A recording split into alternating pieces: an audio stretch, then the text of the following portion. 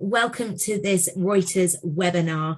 Today I am joined by the wonderful Oscar, Adam and Amy, and we will be discussing employee well-being and mindfulness at work. Guys, welcome. It's lovely to have you join us today.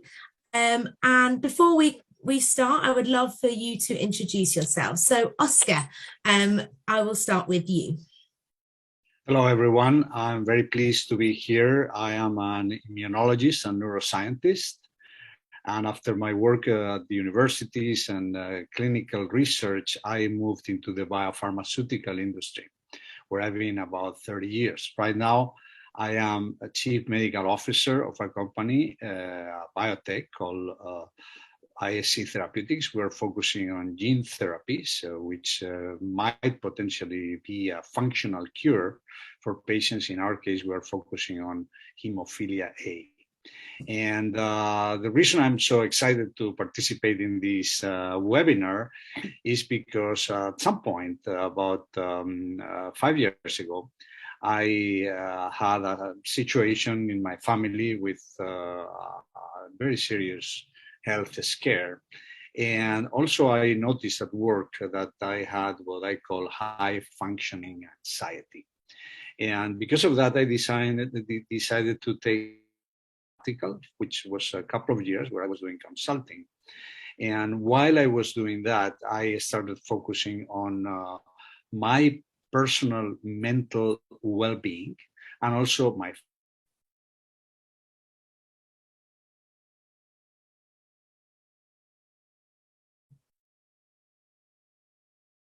I think we might have lost Oscar there. family. And then I started going a little bit beyond that. This book, I'm not sure if it's true, I'm going to give you some ideas about what I think about the well-being in the workplace and also at home. Fantastic. Thank you, Oscar, there. And Adam, over to you. Hi, it's Adam Wysocki. I am employed by Thomson Reuters. I'm a director of global well-being and located in Toronto, Canada. I've been in this global well-being space for about 15 years within the workplace setting. And I had the opportunity to implement various types of traditional wellness programs, even programs that are related to mindful practices and healthy workplace practices. I work cross-functionally with many teams. I've been a part of many teams across HR, and I have the experience to achieve that kind of healthy workplace excellence. I'm very passionate about mental health and well-being, and I'm glad I'm part of this discussion. Thanks. Thank you. And the lovely Amy. Hi, my name is Amy Rushton. I am the Chief Nurse Executive and Vice President of Behavioral Health for HCA Healthcare. I am based in Nashville, Tennessee. I am an advanced practice nurse. I have been practicing for 25 plus years in this space with behavioral health. I am passionate about the care we provide as psychiatric practitioners, and then also the care of our employees here at HCA. So thank you so much for inviting me to this. Thank you all. Yeah, this is absolutely going to be such an insightful discussion, and we're super excited to have everyone here today. So to start us off with, I am going to start with Oscar. I'm going to pick on you. And when we discuss employee well-being, what does that mean to you? So let's start with each and every employee has two major lives, their private life and their professional life. And this is really something that we cannot expect, that in this professional workplace environment, we're going to be able to fix, to help, to support people that also have a very, very strong type of personal and family life, where they may have many different issues and situations. So the reality is that when we are with one of our employees, we have to just put tools and provide a communication and a safe environment, but not really trying to support kind of situations that are already in this individual. And I can tell you that in my experience, where I started working with companies with up to 100,000 people, like Abbott Laboratories, AbbVie, Becton Dickinson, and corporate America, almost 20 years there, when I started moving into a small company, and right now I'm in an organization with 18 people, what I can see is that it's great to have all these infrastructure and organizations that are able to support well-being, both physical well-being and mental well-being in these large organizations. But in small organizations, there is one individual that is absolutely critical for the well-being of the employees, and this is the supervisor, the manager, the leader. This is the person where we have to focus. In these one-on-ones, in these interactions of the supervisor with the employee, that's where we can achieve well-being. And that's where I think that my view is that as I'm a leader of the entire small organization, I try to embed into these one-on-one interactions what I think is absolutely crucial. And how do we do that? That we're going to be discussing that today. But I would tell you that in principle, the focus is on communication, so that we need to make sure that the employee feels really understood, that there is empathy by his manager, by his supervisor, he connects well with other employees. And in addition to that, that he also is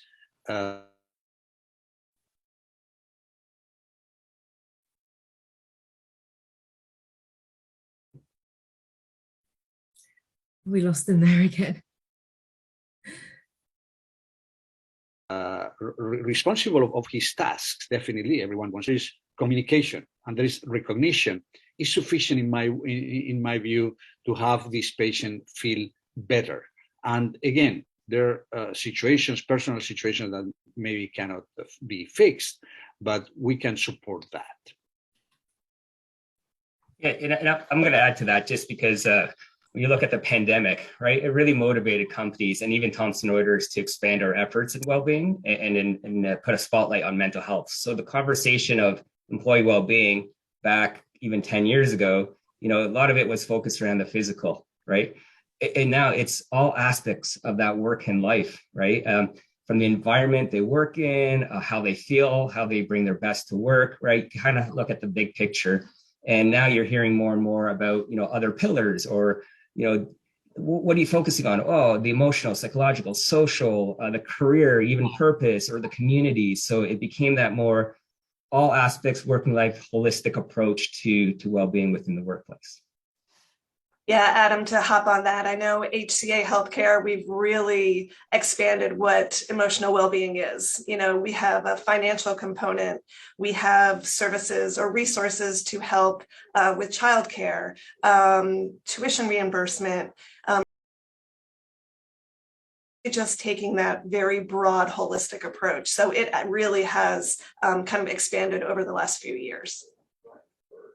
Yeah, and just to add, the answer to me on why this is so important is because employees need their well-being to thrive, right? If you want them to be the best at work, to be resilient, to prevent burnout, right? To be productive, to perform, right? That's the key thing, is being able to take that holistic approach to overall employee well-being. I think this is a key point that you both are bringing up here, and this is to have a holistic approach to the way we see our employees and the way we see the way they perform, the way the company moves forward. And I want to reiterate that although communication seems to happen on a regular basis in companies, it's very important that what you are doing is clearly deliver this information to the employees, that they know that they have an opportunity to do things at the company that they are not usually seeing in any organization. And this is the fact that someone is going to speak with them and talk to them in a holistic way, seeing them as people, not just as producers. And I think that when we go into our performance appraisals, when we look into the way we compensate, when we look into the way people are promoted, everything seems to bureaucratic. And I think that the moment that we inject into these aspects a more empathic way of interacting with people, that's I think what an employee is going to feel. And sometimes we all talk about going to work and feeling like a different another family, and I think that's very important.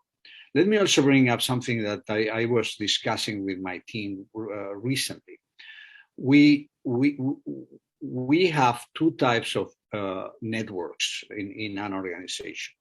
We have the formal network, which is practically the CEO, the leaders, the senior management, the managers, and so on, which practically is what the people see and they have in these organizational charts. But there is something very important for mental and physical well-being in general, and this is these informal networks that exist in any organization. This could be informal conversations that happen around the coffee machine, or in outings, or in team activities. And this is a very important opportunity for people to feel connected with other peers in their organization. And I think that we as leaders, and again, I'm talking about my experience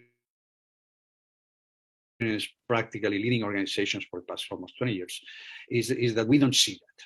We don't see that employees also speak on their own with their peers, or also with their managers, in a different way as we do that as again, the producer and supervisor approach.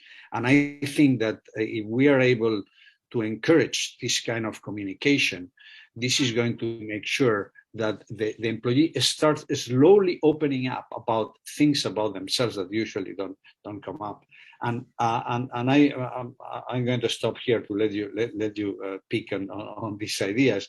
But I think that on the other hand, we have to be very careful on not going too much into personal aspects of the employees. So we have to have these conversations, these interactions in a very open way, letting people be themselves and interacting in a way that, again, is not intrusive. Yeah, those are great points, Oscar. And just wanted to comment on two things. One, you can see on my screen, it says care like family.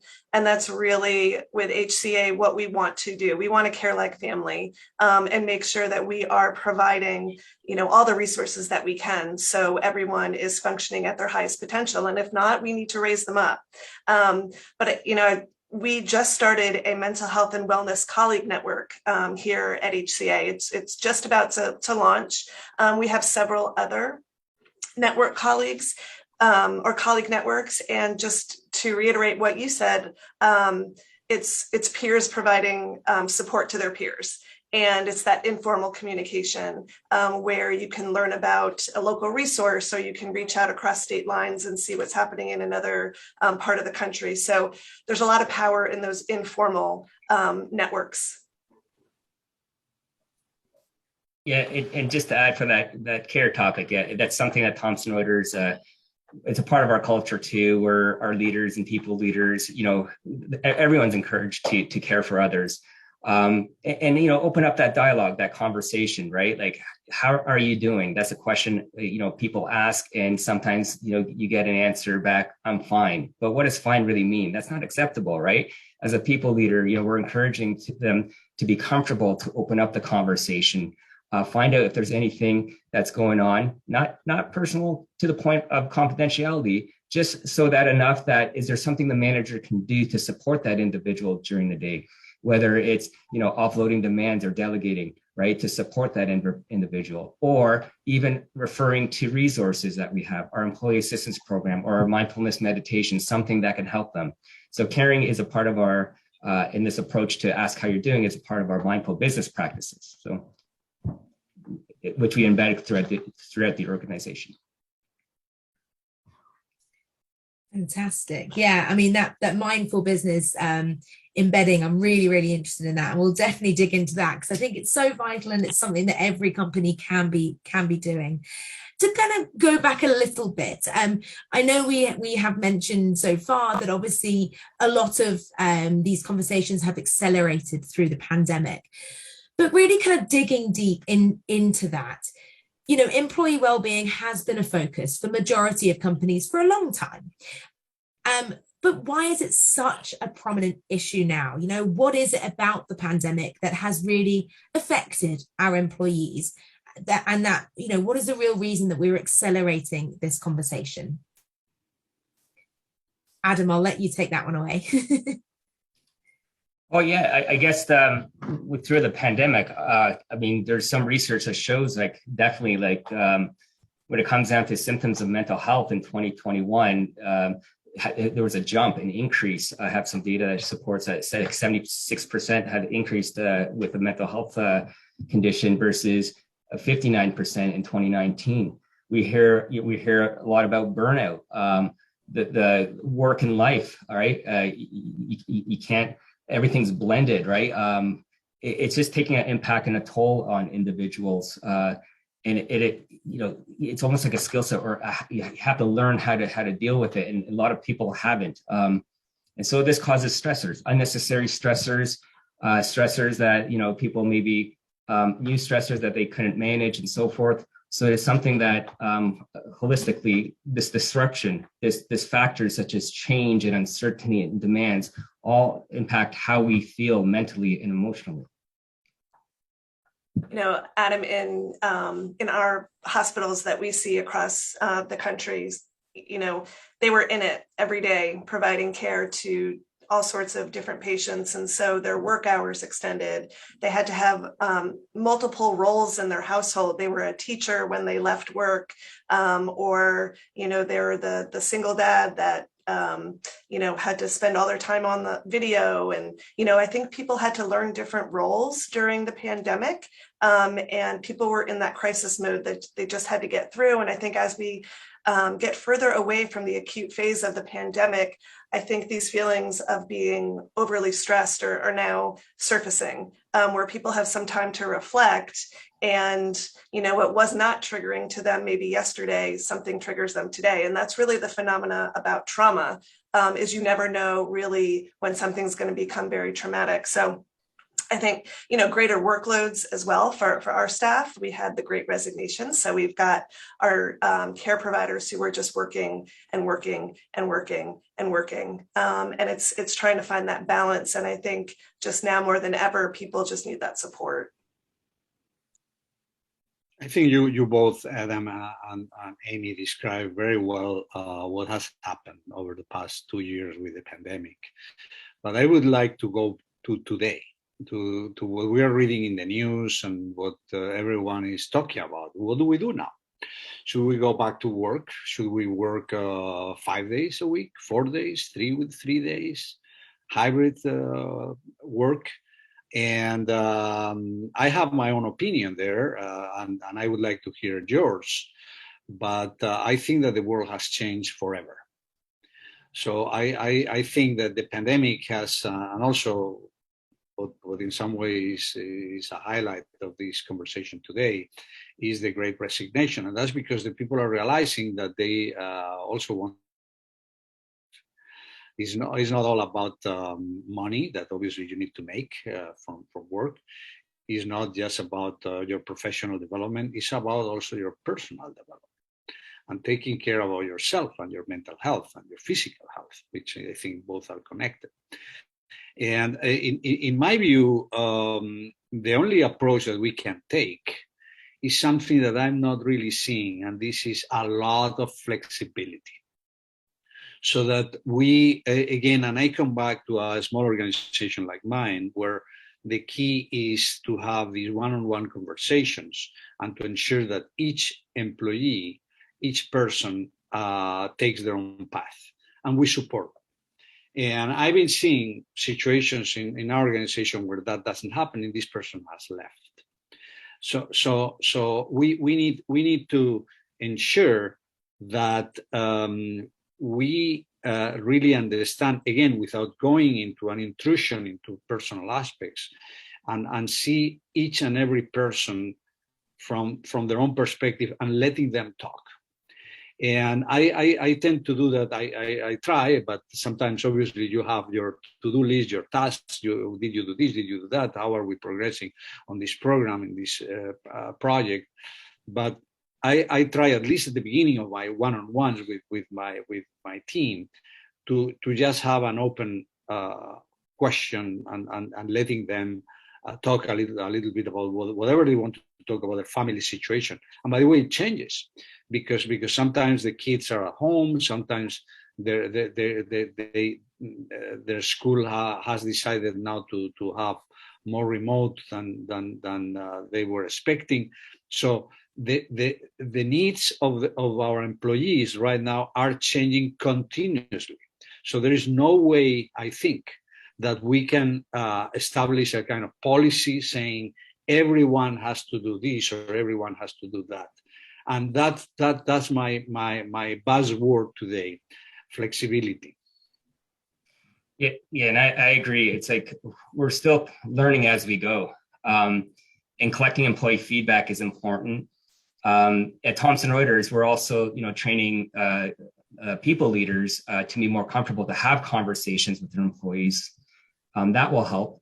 But when it comes down to flexibility, I mean, in hybrid work, we have implemented permanent hybrid working arrangements. And we also implemented some supportive workplace policies, which is the foundational piece to our work-life balance. But then again, we're still kind of learning and evaluating as we go. And with these supportive policies, an example is we have 2 permanent mental health days off, one in May, one in October, and they continue. It helps continue the conversation. We campaign around them. We have keynotes, we do activities.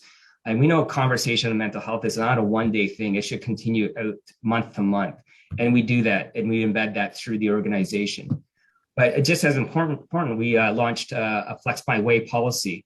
So it's supporting that successful work-life balance. And some of the enhancements was we introduced a new caregiver paid time off or work from anywhere within your country. And the other one that we introduced was enhancing bereavement.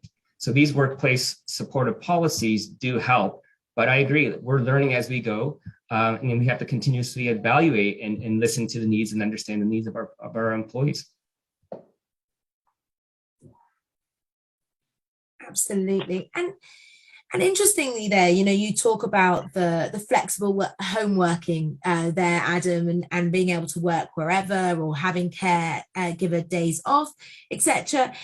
Amy, I guess, from the care provider, the healthcare industry, that might be a little bit more difficult. We can't remote control nurse or treat, obviously you've got a remote control treating of patients, but as a caregiver, we can't work from home.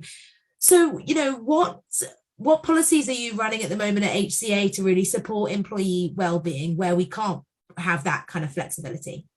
Sure, that's a great question, because we do need to provide patient care, and it's been a challenge. And I think we are still learning what we have to put into practice. I think we've seen some really innovative programs at our facilities where we have really focused on what can we do for the nurses or any healthcare provider that is maybe having a bad day. We've done a lot of pet therapy. We'll have, different kinds of pets come in and visit the staff. Their chaplains have been very helpful, especially just kind of rounding on the units, saying hello to the staff. If someone needs something, they can talk to them.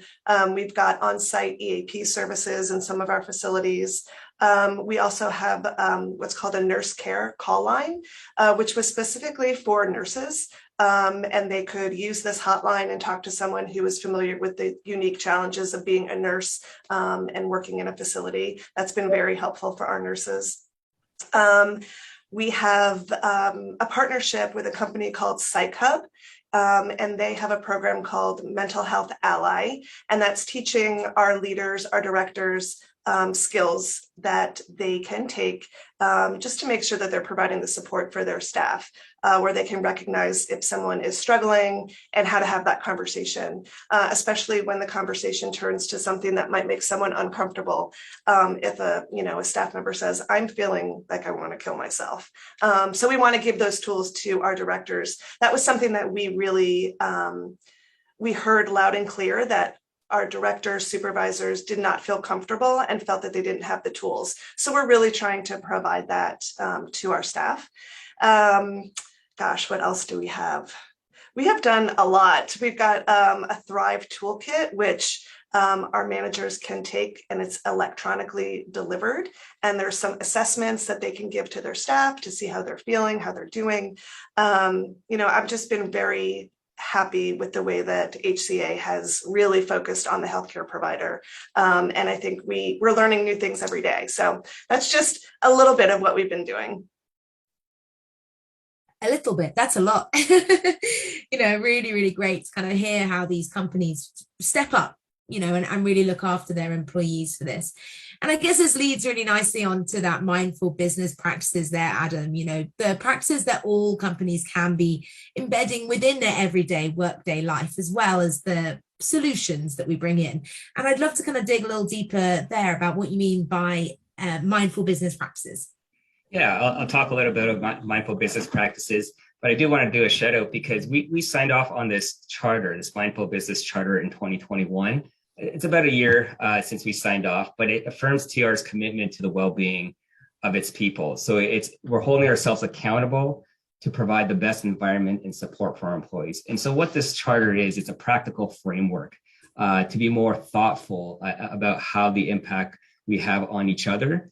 And this charter is geared more to the legal and banking professions, but we adopted it globally, right? And so joining this group of global organizations, we are committed to embedding these practices, and they're really aimed to reducing that unnecessary stressors or stress in the workplace by adopting these healthy practices. You want to reestablish the boundaries between professional and personal lives, and promote an environment where everyone can speak openly and confidently about well-being. So, that creating that safe space, that psychological safe space. And just to kind of give you examples of some of the practices, and some of these are so simple, but yet so effective, right? So like running effective meetings, right? Improve email etiquette. Disconnecting and setting boundaries, giving credit to others. If you have a recognition program, which we do, we are encouraging a timely recognition, the amount of effort somebody puts into their work, that giving recognition. And there's studies that show that, rewarding offsets stressors related to effort. So it helps with job satisfaction. But yeah, it's being that appreciation and gratitude to the workplace, to your workers. Respecting time zones, huge one, right? But as a global company for us, right? Sometimes we're not mindful about thinking about the time we're setting up with our colleagues, and it kind of impacts their daily lives. I did talk about, asking how you're doing, how you're doing today, and getting deeper into that messaging, and as a manager supporting that. But the one I love the most is shortening meeting times, right? So we made it a standard here. Typically, we set 30-minute, 60-minute meetings. Instead of that, we changed it to 25 and 45 minutes. And we understand, give or take, you need to kind of change that. But setting a 25-minute meeting, and when knowing someone that has back-to-back meetings, that extra 5 minutes gives you that time. Take a break, clear your mind, re-energize, refocus, prepare. It reduces those unnecessary stressors so you're ready for the next meeting and you become more effective, right? You actually are there more present in the moment than scrambling or running down the hall to the next meeting if you're working in the office. So shortening meetings is something, a simple one. We introduce these practices bit by bit. We reinforce the practices. We do plan to, add in new practices as we go, but that's what the mindful business practice is all about. And one thing too, is just to add to that, just another point is, we want everyone to practice because role modeling is key, right? When it comes from leadership, comes from people leaders or an employee base, it doesn't matter. We're asking all employees. We encourage everyone to adopt these practices because this drives the healthy expectations across the business, the organization.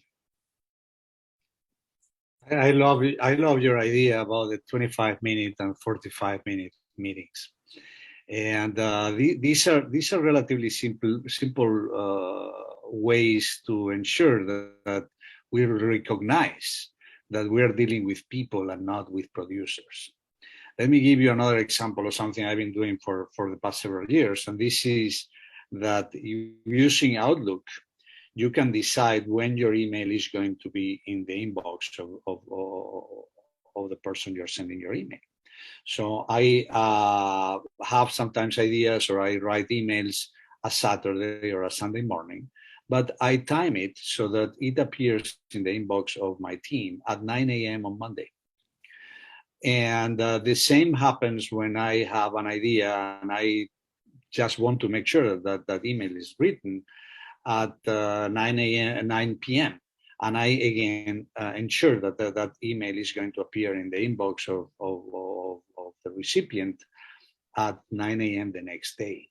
So I think that these are very simple things that we can do to ensure that we respect the boundary of work and life. And when we talk about work-life balance, we are sometimes messing that up with the way we work, because we all know that we are in a 24/7 type of environment, 7 days a week. And this is not good for the people. We know, and they are going to keep working on their tasks and their and progressing their career when they are taking a shower, when they are having tea or coffee at home. So that's already happening. But if we leave these people alone and don't push them too much all day, that's already going to a very simple, I think, to provide relief to what is already an incredible environment and obviously burnout causing situation all day, every day.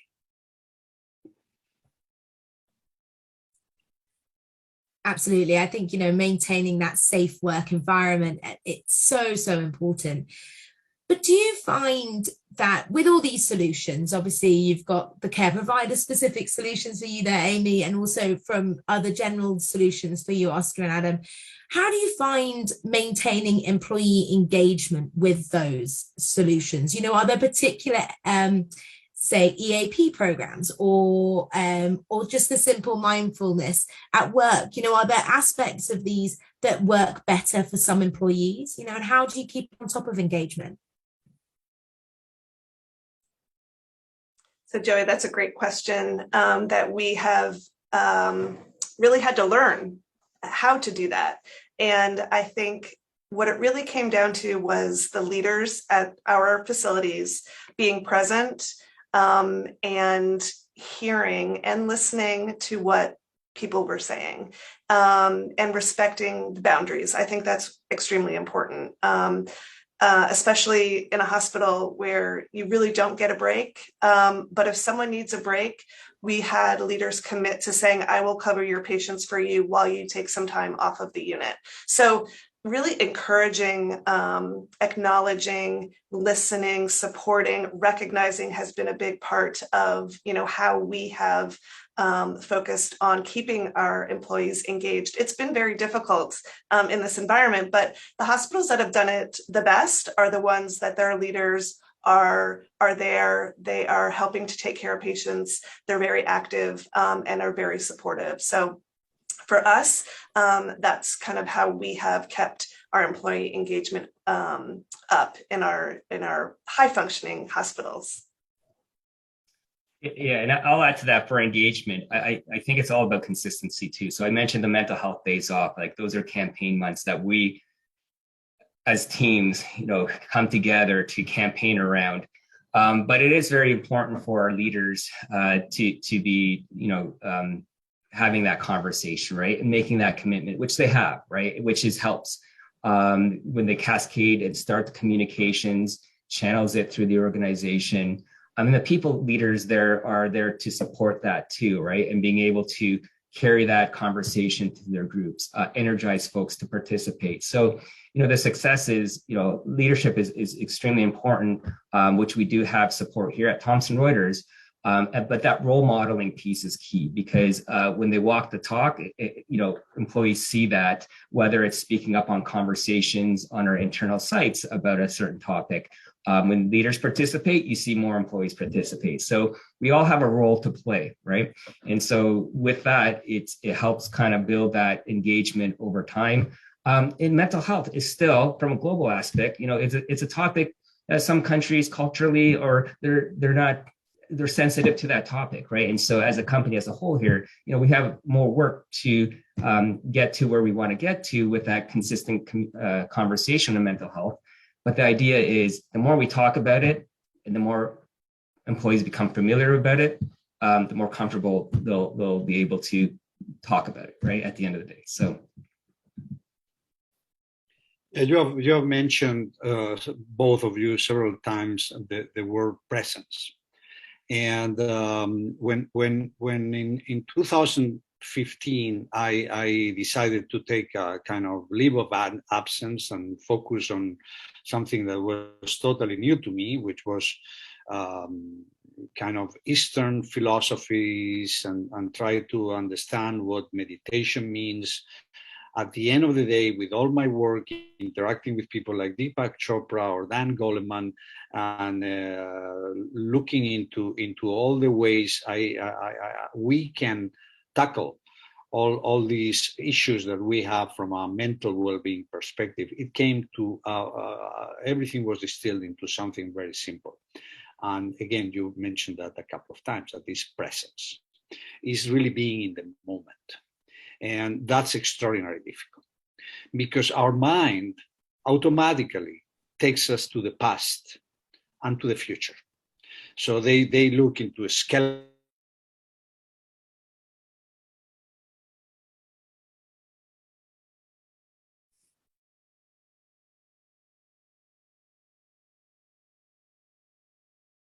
in traumas, omissions, regrets, fears about the future. Will I be able to do this? Willing to practically burden your mind and the way you do things. The moment that you have this situation, you're not able to really function properly.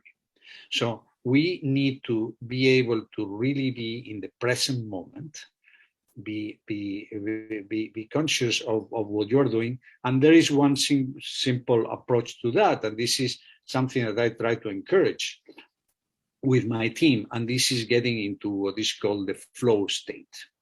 And this is when you take the people out of all those issues in the past and the future, and go into the flow of a meeting. It can be a task. So, and I see that happening. And you have to encourage that and not distract people when they get into that kind of state. And I do that automatically. I learn about doing that. I learned that while I was writing my book, and I was interacting with a number of people. And at the end of the day, it's as simple as that.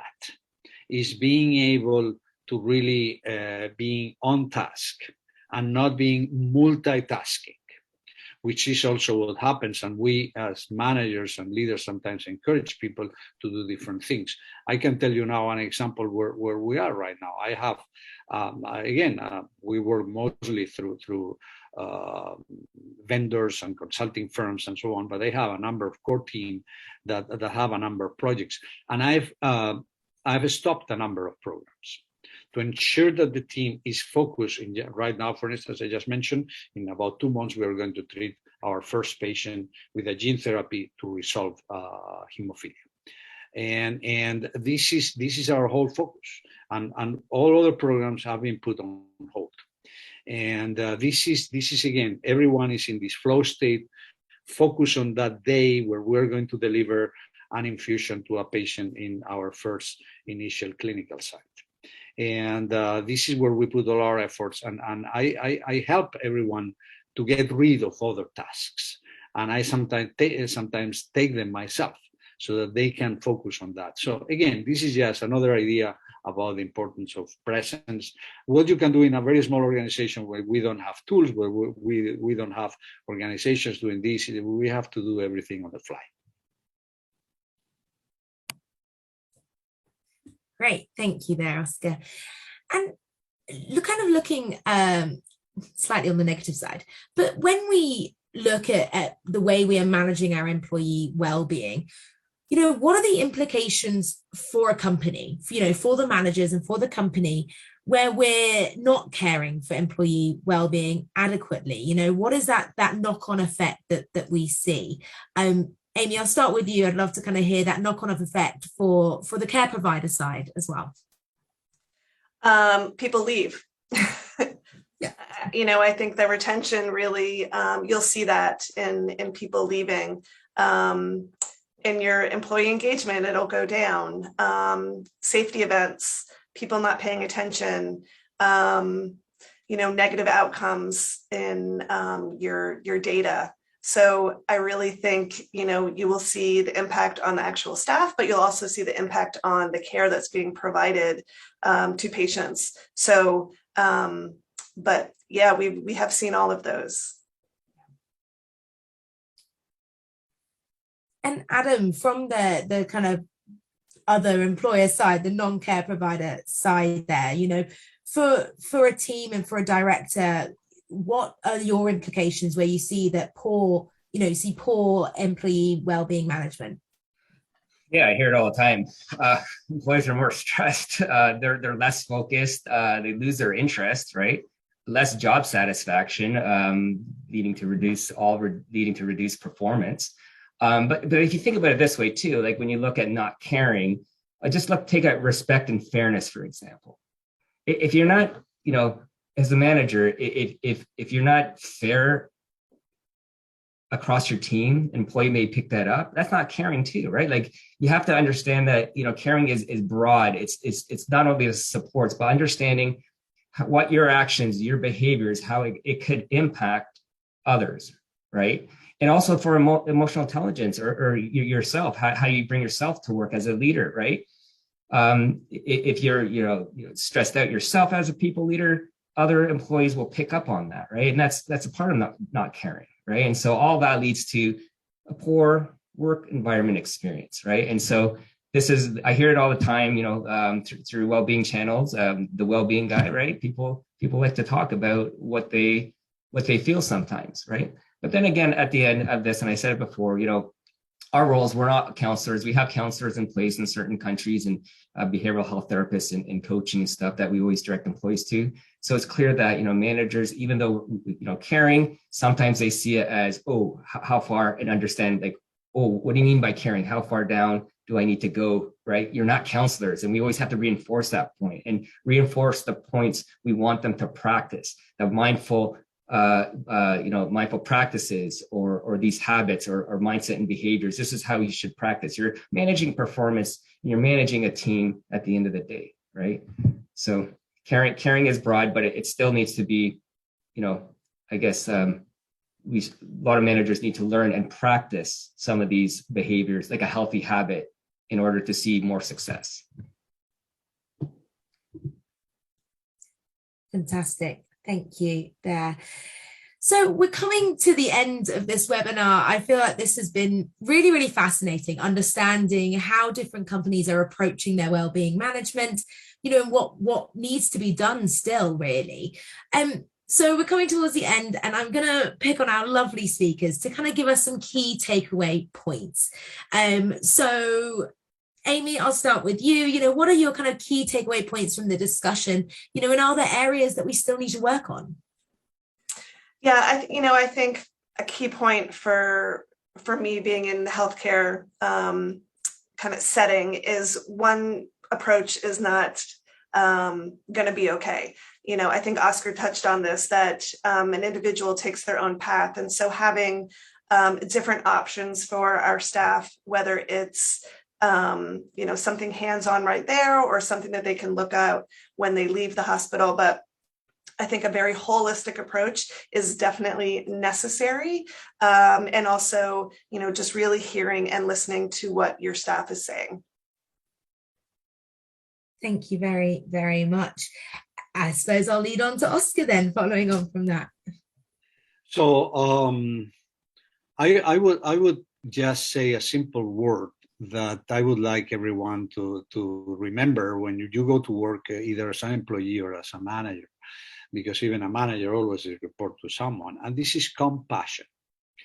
And this is a word that I think encompasses many things, because this means that you are really in the present moment, listening to the person that is in front of you. It can be a peer, it can be, again, someone, a direct report, or your boss, and you are really ensuring that there is and I use the first from compassion as communication, that there is an open communication, that you are really listening, you have an empathetic listening approach, and that you're also aware of the situation. So with that, I would like to add the second part of compassion, which is passion. And I personally bring that to everything that I do in my personal and family and work life. And everyone has that inside themselves, especially when someone works in a high throughput organization like most of us.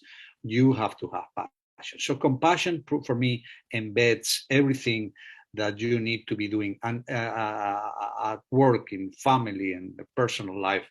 And when you do that, you really are going to go a little bit beyond the whirlwind of activities that we all have since we wake up in the morning. We are in a doing type of world.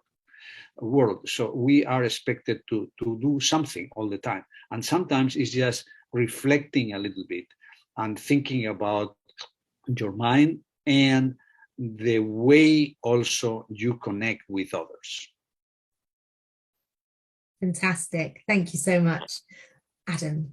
Yeah, a couple points. When you're committing to well-being, one way to show that is to implement policies or practices, get those down on paper that support that the employee's well-being and work life in today's state. But when it comes down to embedding, I just want to make the point that, when you're trying to create a healthy, supportive workplace environment, you don't have to go out with everything at once. You could do it in pieces, right? Make yourself a roadmap. Take it by steps, listen to the needs, and evaluate as you go. But I also want to kind of shout out the point where, this is still a shared responsibility between, a company and the employee, right? So for health and well-being, shared responsibility, a company could do so much, but if you don't utilize and take advantage of the resource, then it doesn't work, right? So I mentioned about our flexible Flex My Way work from anywhere, right? If you don't take advantage of it, how's that helping you, right? So share responsibility, take advantage of the resources that's available. And I always tell employees, explore it, get familiar with the product, because you never know when you may need it, even like an EAP resource, or if you're not comfortable with like doing mindfulness meditation, at least understand how it could help you. Try it once or twice, because you don't know when you're going to be able to use that resource. And that's it. Thanks. Fantastic. Well, thank you to our wonderful speakers. You've been absolutely brilliant today, and I'm sure I can speak for everyone here. Really, really interesting conversation today. Now, if you are interested in following these conversations and listening to further topics on this matter, we have our event coming up in October in Chicago, which is Total Health 2022, where Adam and Amy both have colleagues speaking with us as well. So please do join us at Total Health in October and listen to a lot more insightful conversations just like this one. Have a wonderful day, everyone. Thank you very much, and goodbye.